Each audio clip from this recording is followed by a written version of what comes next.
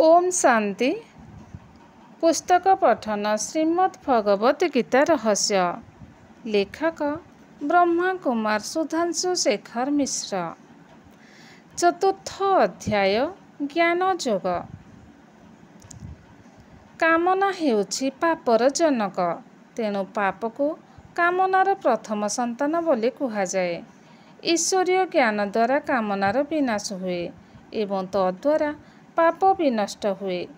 ज्ञानर परिपूर्णतारे कर्मर समाप्ति हुए नहीं। एपरि व्याख्या भ्रमात्मक मने हुए। ईश्वरीय ज्ञानयुक्त होई ଯେଉଁ कर्म संपादित हुए ताहा मनरे कौनसी विक्षेप सृष्टि करू नथिबारु संस्काररे परिवर्तित हुए नहीं।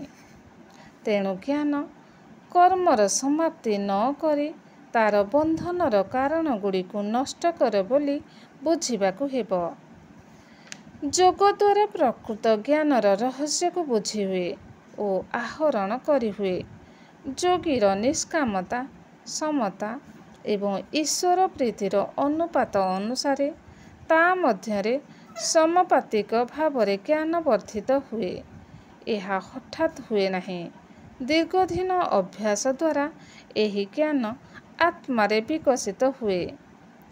अध्ययन और श्रवण द्वारा जो ज्ञान लाभ हुए तद्वारा पांडित्य बा विद्वता वृद्धि हुए, किंतु ताहा मानसिक शांति प्राप्ति पाई सहायक होई पारे नहीं।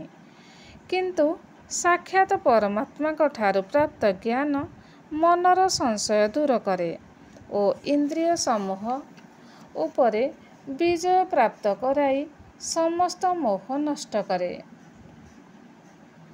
आत्मा तार ज्ञान स्वरूप अवस्थारे निरंतर अवस्थान करे। एहा द्वारा परम शांतिर अनुभव हुए। श्रद्धा और विश्वास ही आमर इह और परलोक को उन्नत करे। अन्यथा कौनसी कथारे सफलता प्राप्ति हुए नहीं।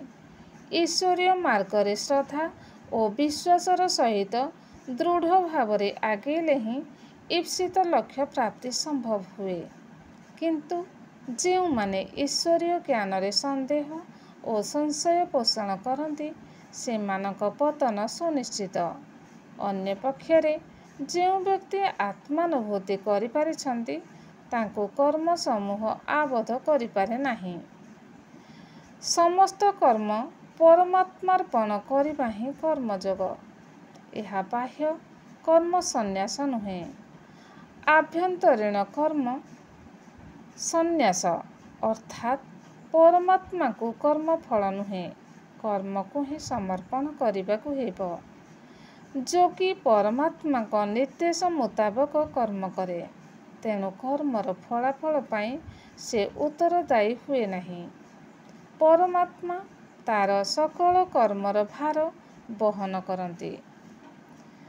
परमात्मा अवतरण न हेबा पर्यंत प्रकृत ज्ञान काहा पाखरे न थाए।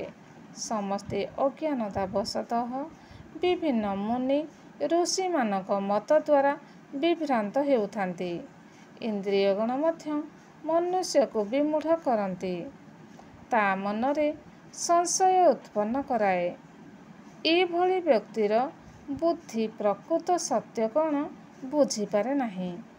सिथिपाई परमात्मा मानव समाज को प्रकृत ज्ञान प्रदान करिबा पाई भूपृष्ठरे अवतरण करती।